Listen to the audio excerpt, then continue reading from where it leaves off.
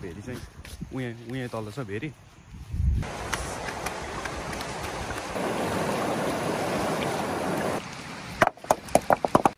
Hello guys, welcome to my blog. आज चाहिँ हामी भेरी नदीतिर घुम्न जान लाग्छौँ। म हिजो मात्र घर आइपुगेको थिएँ अनि आज चाहिँ ठुली मम्मीको घरमा छु र आज चाहिँ ठुली मम्मीको घरदेखि भेरी नजिकै छ, भेरीमा जान लागेको छौँ। अरू साथीहरू चाहिँ अगाडि छन्।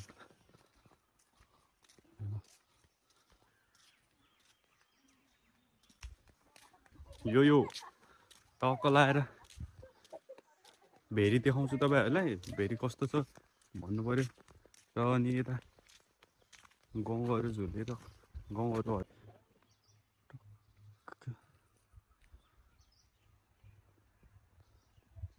माथि डाँडामा आइसक्यौँ। हाम्रो डनहरूलाई देखाउन गइरहेछु। डनहरू यता आउनु पऱ्यो एकपालि, यता आउनु यता। हाम्रो सालाजी अनि हाम्रो डनहरू यता छन्। डनहरूसँग भेरी घुम्न गइदिनु लागेको हो। चट्ट लाएर स्विमिङ गर्नु त सकिँदैन अहिले, अति चिसो छ भेरीको पानी होइन। म तपाईँहरूलाई देखाउँछु हाम्रो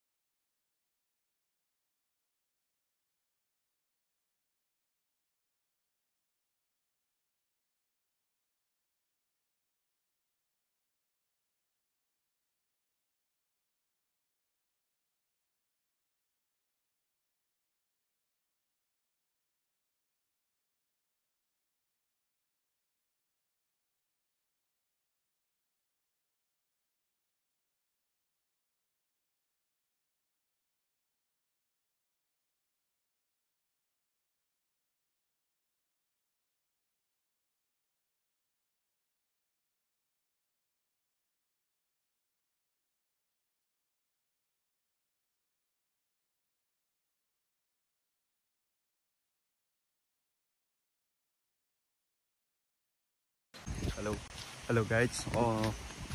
अहिले चाहिँ हामी त्यो माथि गाउँदेखि तल के भन्छ त्यो सम्मेनीमा आइसक्यौँ। अनि भेरी पनि लगभग भेरी पुग्न लागिसक्यो। भेरी नजिकै छ, अब 2 मिनटमा पुगिन्छ। टक्क लाएर जाने हो। चट्ट लाएर फोटोसोटो खिच्नुपर्छ, भिडियो सिडियो गर्नुपर्छ, माछा साछा मार्नुपर्छ। माछा चाहिँ पाउँछ कि पाउँदैन, यो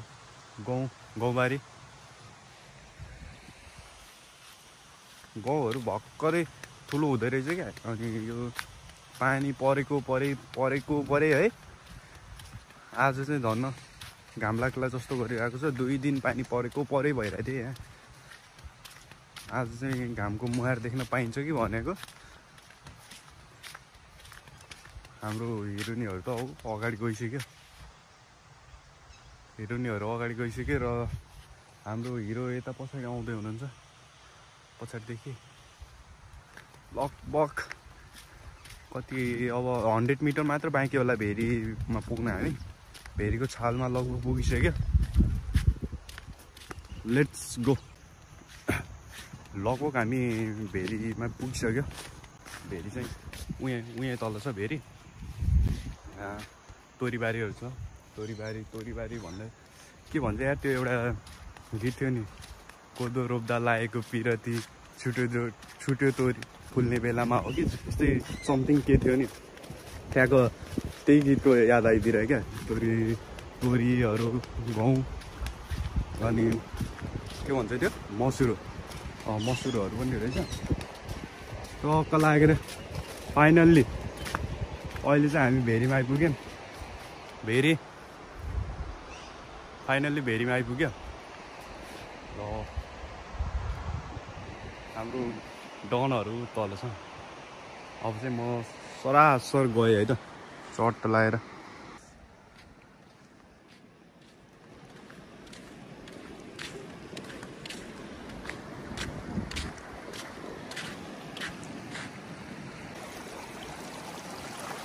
ए गएर सबै यहाँ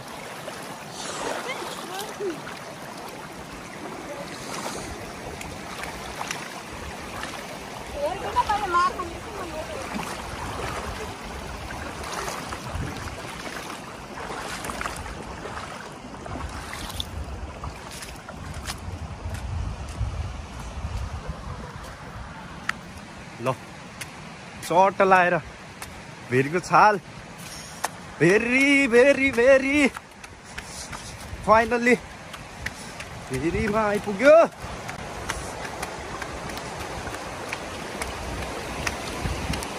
यो भेरी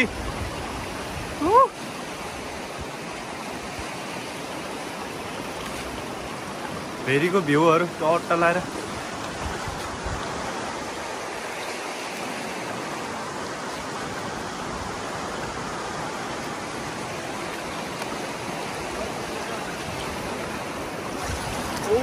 कति चिसो पानी।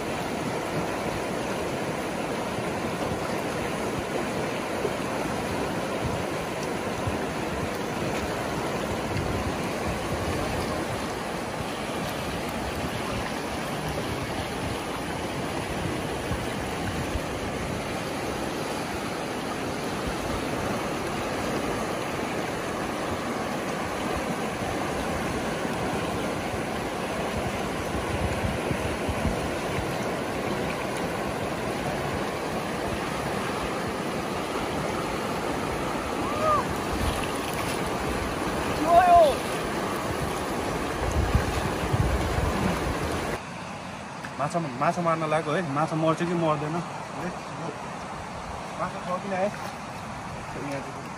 ढुङ्गा उचालो ओबे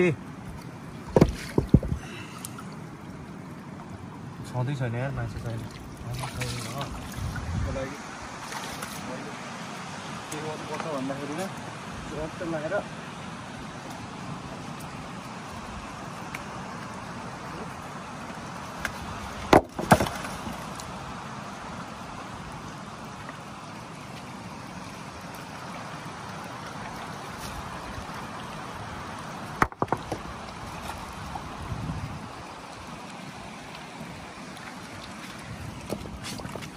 ढुङ्गै फुट्यो तर माछै छ रहेको चाहिँ क्या।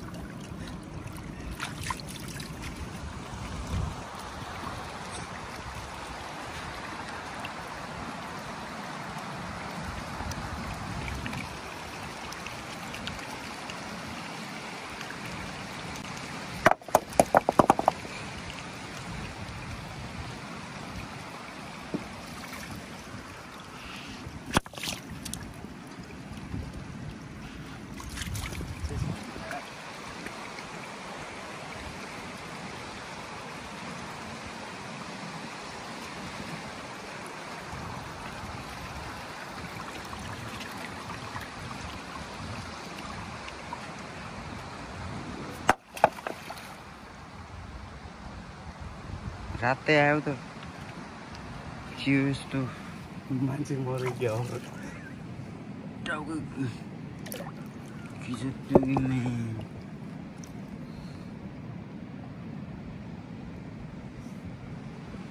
अब चाहिँ हामी भेरीदेखि घरतिर जानु लाग्यो घर फर्किनु लाग्यो भेरीको पानी चाहिँ अति चिसो रहेछ क्या नुहाउनु पर्ला भनेको अति चिसो है ओ माई गड म त त्यो नुहाएर एक हप्ता सुत्नुभन्दा बरु ननुहाउने डिसिजन गरेँ भेरी यस्तो छाल हानिरहेको छ तर यो छालमा नुहाउनुको चाहिँ मजा बेग्लै हुन्छ क्या टक्क लगाएर यसरी चट्ट हिँडाउँछ आजभोलि चाहिँ यो हिउँदोमा पानी अलिक सानो छ बर्खामा नत्र त बर्खामा अहिले हामी यहाँ उभिएको छ यहाँ पनि उभिन सकिँदैन क्या यहाँ त पुरै पानी हुन्छ यहाँदेखि ऊ पारीदेखि यता पारीदेखि है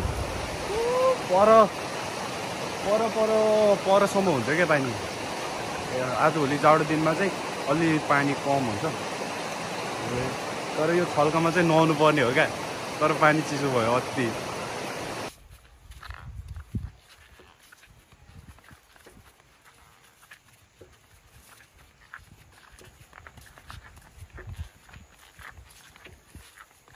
यो यता गाउँबारी सबै यो यहाँदेखि माथिसम्म चाहिँ सबै यो गाउँबारी है आजभोलि चाहिँ गाउँ हो नत्र भने पछि यो बर्खा सिजनमा चाहिँ बर्खामा चाहिँ यहाँदेखि पुरै धानै धान अहिले चाहिँ पुरै गाउँै गाउँ हो